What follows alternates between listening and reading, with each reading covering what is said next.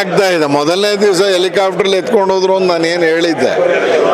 ಅದಾದಮೇಲೆ ಬಚ್ಚೇಗೌಡರ ಪ್ರತಿ ಬೆಂಗಳೂರಲ್ಲಿ ಸಿಕ್ತು, ವೈಟ್ನರ್ ಹಾಕಿರೋ ಪ್ರತಿ ಬೆಂಗಳೂರಲ್ಲಿ ಸಿಕ್ತು. ಅನೇಕ ದಾಖಲೆಗಳು ಮೈಸೂರಿನ ಮೂಡ ಕಚೇರಿಲೇ ಇಲ್ಲ. ಎಲ್ಲಿ ಇವರು ಲೇಔಟ್ ಮಾಡಿರುವಂಥ ಏನು ಪ್ಲ್ಯಾನ್ಗಳು ಎಲ್ಲಿದೆ ಅಂತ ಮೊನ್ನೆನೂ ಲೋಕಾಯುಕ್ತದವರು ಮತ್ತು ಇ ಡಿ ರೈಡ್ ಮಾಡೋದಕ್ಕೆ ಕೇಳಿದ್ದಾರೆ. ದಾಖಲೆಗಳು ಇರೋದಿರಲಿ, ಫೈಲ್ಗಳನ್ನು ಎತ್ಕೊಂಡು ಹೋಗಿದ್ದಾರೆ. ಯಾಕಂದರೆ ಇವರು 50-50 ಅನುಪಾತದಲ್ಲಿ ಹಗರಣ ನಡೆದಿರೋದೇ ಆ ಫೈಲ್ ಸುಟ್ಟಾಕಿದ್ಮೇಲೆ ಆ ಫೈಲಲ್ಲಿ ಕಾಂಪನ್ಸೇಷನ್ ಇರುತ್ತೆ. ಇವರಿಲ್ಲ ಅಂತ ತೋರಿಸ್ಬೇಕು ಅಂದ್ರೆ ಶೀಟ್ ಅರ್ಧ ಹಾಕ್ಬೇಕಲ್ಲ. ಆ ಥರ ಮಾಡೇನೆ ಇವತ್ತು ಸುಟ್ಟಾಕಿದ್ದಾರೆ. 68ನೇ ಇಸ್ವಿದು ಕಾಂಪನ್ಸೇಷನ್ ಗೋಕುಲಂ ಬಡಾವಣೆಗೆ ಕೊಟ್ಟಿಲ್ಲ ಅಂತ ದಿನೇಶ್ ಕುಮಾರ್ಗೆ ಹೇಗೆ ಗೊತ್ತಾಯ್ತು? ನೋಡಿದ್ದಾರೆ ಕಾಂಪನ್ಸೇಷನ್ ಅಲ್ಲಿರುತ್ತೆ, ಆ ಚೀಟಿ ಹರಿದಾಕ್ಬಿಡೋದು, ಈಗಿಲ್ಲ ಅಂತ ತೋರಿಸೋದು, ಅಟ್ಟೆ ಮಾಡ್ತಿರೋದವರು. ಹಾಗಾಗೇನೆ ಇಷ್ಟೊಂದು ಹಗರಣ, ಇಷ್ಟೊಂದು ಸೈಟನ್ನು ಕೊಡೋಕ್ಕೆ ಸಾಧ್ಯ ಆಗಿದೆ.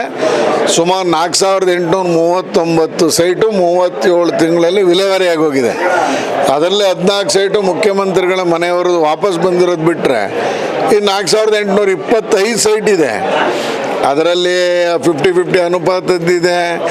ಅದರ ಜೊತೆಗೆ ಏನು ಪ್ರೋತ್ಸಾಹಕ ಇನ್ಸೆಂಟಿವ್ ಸೈಟ್ಸ್ ಅಂತೆ, ಬದಲಿ ನಿವೇಶನ ಅಂತೆ, ಇವೆಲ್ಲ ತನಿಖೆ ನಡೀತೆ. ತನಿಖೆ ನಡೆದ್ಮೇಲೆ ಒಂದೊಂದೊಂದು ಈಚೆ ಬರುತ್ತೆ. ಸಾಕಷ್ಟು ಹಗರಣಗಳು, ವಾಸನೆಗಳು ಕಾಣ್ಬರ್ತಾ ಇದೆ ಮೂಡದಲ್ಲಿ.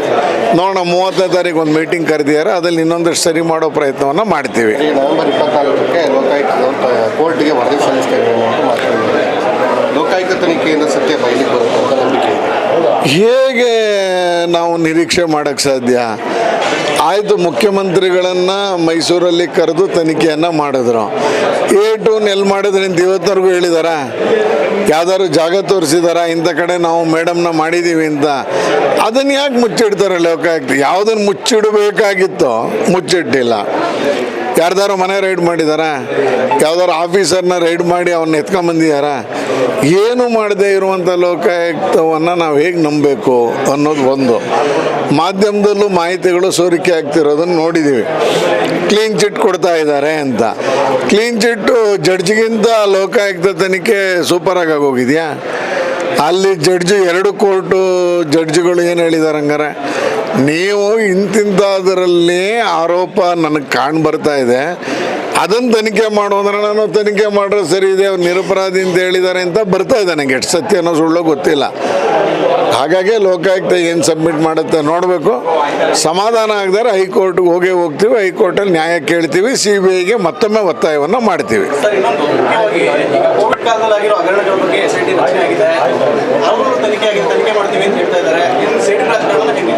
ಅಲ್ಲ, ತನಿಖೆ ಮಾಡೋಕ್ಕೆ 1.25 ವರ್ಷ ಯಾಕೆ ಬೇಕಾಯ್ತು ಇವ್ರಿಗೆ?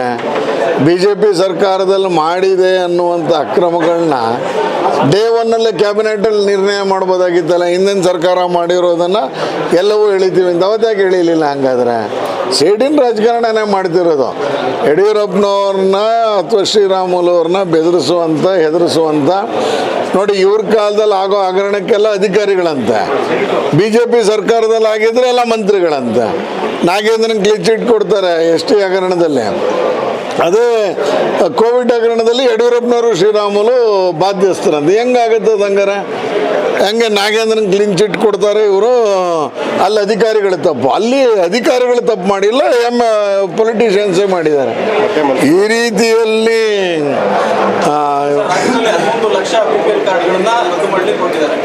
ಅಲ್ಲ, ಇವ್ರು ಗ್ಯಾರಂಟಿ ಯೋಜನೆಯನ್ನು ಕೊಡೋಕ್ಕಾಗ್ತಾ ಇಲ್ಲ. ಗ್ಯಾರಂಟಿ ಯೋಜನೆಗಳನ್ನು BPL ಕಾರ್ಡ್ ಮುಖಾಂತರ ಕೊಡ್ತಾ ಇರೋದ್ರಿಂದ BPL ಕಾರ್ಡ್ನ ರದ್ದು ಮಾಡ್ಬಿಟ್ರೆ ಆಗೋಯ್ತಲ್ಲ, ಇಶ್ಯೂ ಮಾಡದೇ ಇದ್ರೆ ಆಗೋಯ್ತಲ್ಲ. ಇವ್ರು ಗ್ಯಾರಂಟಿ ಯೋಜನೆ 8 ಜನಕ್ಕೆ ಹೋಗೋದೇ ಅಲ್ವಲ್ಲ. ಆ ಥರದ ಒಂದು ಷಡ್ಯಂತ್ರವನ್ನು ಮಾಡ್ತಿದ್ದಾರೆ ಅಂತ ಅನ್ಸುತ್ತೆ. ಹಾಗಾಗಿ 1 ಲಕ್ಷ BPL ಕಾರ್ಡ್ ರದ್ದು ಮಾಡ್ತೀವಿ, 8 ಲಕ್ಷ ಮಾಡ್ತೀವಿ ಅಂತ ಹೇಳ್ತಿದ್ದಾರೆ. ಯಾಕೆ ಹಂಗಾರೆ 1.5 ವರ್ಷದಿಂದ ಯಾಕೆ BPL ಕಾರ್ಡ್ ಕೊಟ್ಟಿಲ್ಲ? BPL ಕಾರ್ಡ್ ಕೊಟ್ಟರೆ ಇದು ಕೊಡಬೇಕಾಗುತ್ತೆ ಗ್ಯಾರಂಟಿ ಯೋಜನೆ.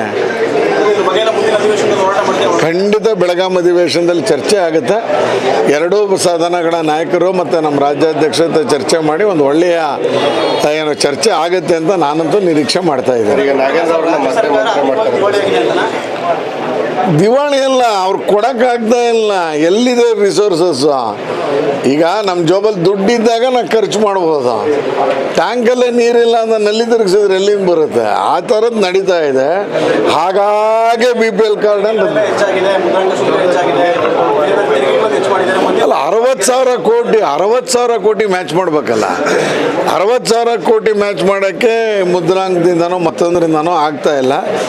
ಇನ್ನೊಂದು ದಾರಿ ಅಂದರೆ ಅವರು ಬಿ ಪಿ ಎಲ್ ಕಾರ್ಡನ್ನೇ ರದ್ದು ಮಾಡಬೇಕು, ಅದನ್ನೇ ಮಾಡ್ತಾ ಇದ್ದಾರೆ. ಸರ್, ಈಗ ನಾಗೇಂದ್ರ ಅವ್ರಿಗೆ ಮತ್ತೆ ಮಂತ್ರಿ ಮಾಡ್ತಾರೆ ಸರ್, ಅದೇ ಬಂದಿರೋದು ಇದು. ಅದೇ ಬಂದಿರೋದು. ನಾನು ಆಗಲೇ ಹೇಳ್ದಂಗೆ ವಾಲ್ಮೀಕಿ ಹಗರಣದಲ್ಲೇ ಅಧಿಕಾರಿಗಳ ತಪ್ಪು, ಅಲ್ಲಿ ಮಿನಿಟ್ರ್ ತಪ್ಪಿಲ್ಲ. ನಮ್ಮ ಪೀರಿಯಡಲ್ಲಿ ಆಗಿ ಹಗರಣಕ್ಕೆ ಮಿನಿಟ್ರಿಗಳ ತಪ್ಪು, ಅಧಿಕಾರಿಗಳ ತಪ್ಪಿಲ್ಲ. ಈ ರೀತಿಯಲ್ಲಿ ಸರ್ಕಾರ ಮಾಡ್ತಾ ಇದೆ. ನಾಗೇಂದ್ರ ಅವ್ರಿಗೆ ಕೊಡ್ತೀನಿ, ಅಷ್ಟು ಸುಲಭ ಇಲ್ಲ. ಈಗ ಎಕ್ಸ್ಪ್ಯಾನ್ಷನ್ ಮಾಡಿ ಏನೋ ನಾಳೆ ಬೆಳಗ್ಗೆ ಮಂತ್ರಿಗಿರಿ ಕೊಡ್ತಾರೆ ಅಂತ ಅನ್ನಿಸ್ತಾ ಇಲ್ಲ. 23ಕ್ಕೆ ಚುನಾವಣೆ ರಿಸಲ್ಟ್ ಬೇರೆ ಬರುತ್ತೆ.